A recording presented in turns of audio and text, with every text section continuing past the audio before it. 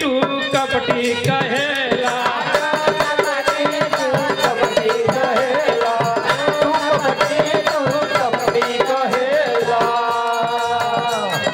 तू कपटी मोर समझे न आवेला,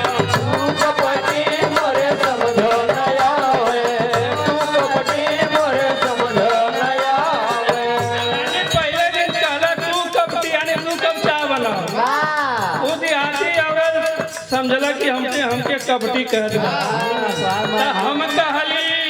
अरे हम कहली तय कपटी तोर कपटी खाना दान अंग्रेजिए में बोल सैया बेईमान,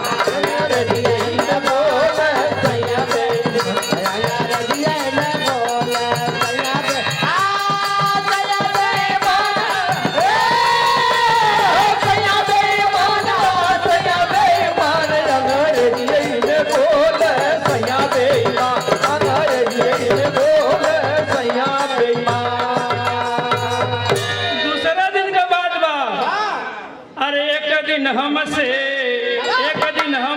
मांगे लागल वाटर,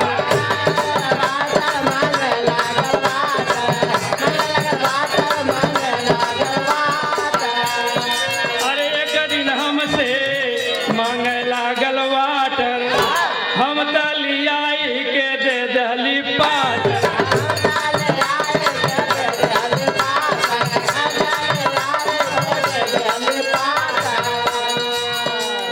अरे पथरा से मुहबा पथरा सुथुनवा पर मरदा उतान अंग्रेजिए में बोल सैया बे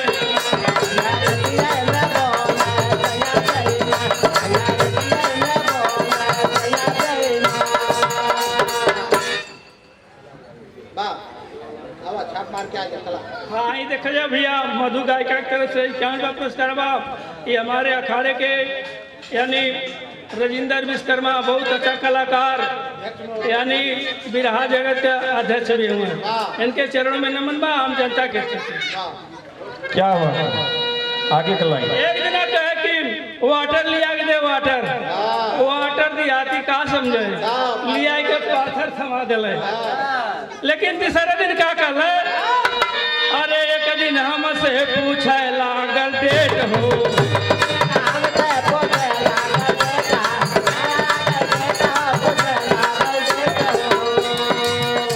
अरे जहली थमाई कुदरिया के दे,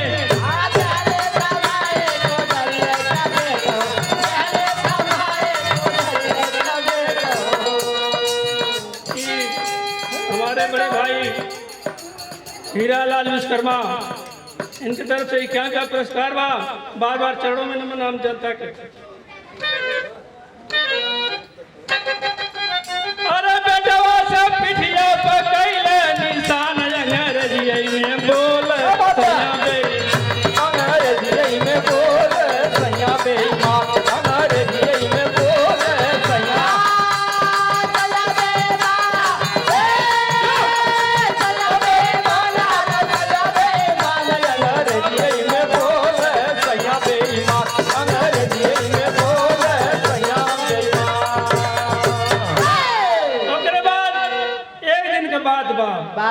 का बात बा कि हमसे कहाला हमसे पूछेला कहाँ गई सिस्टर, कहाँ गई सिस्टर,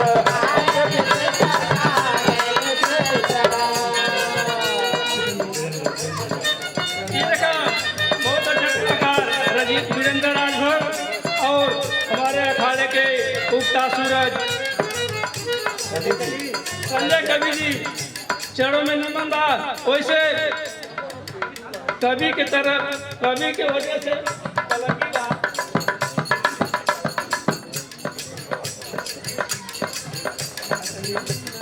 एक दिन हमसे कहाला कहाँ गई सिस्टर,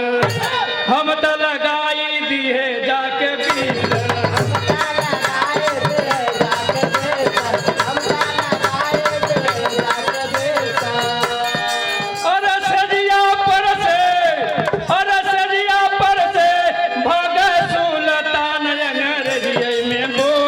सैया बे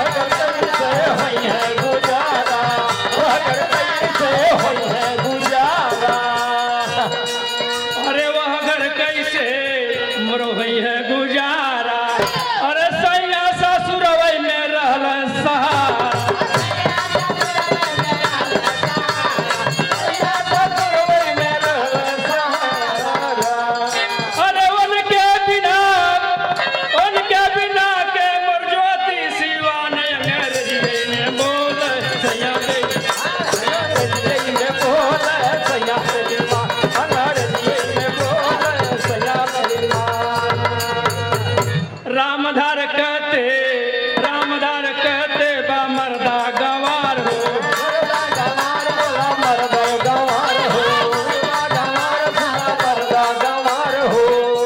रामधार कहते बा मर्दा गवार हो अरे पति राम कहते कुछ दोषी बनार हो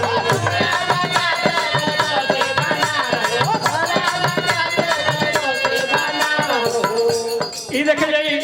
रमन घराने से बहुत अच्छा कलाकार मुरारी भाई की तरफ से पुरस्कार बा आशीर्वाद बा ई रामधार कहते बा मर्दा गवार हो अरे पति राम कहते कुछ दोषी बनार हो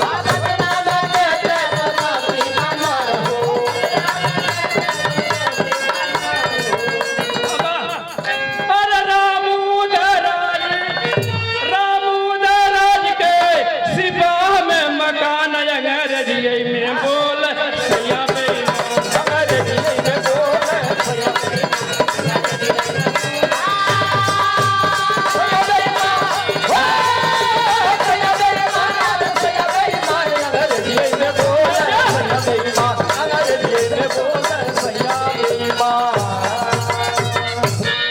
मधु गायिका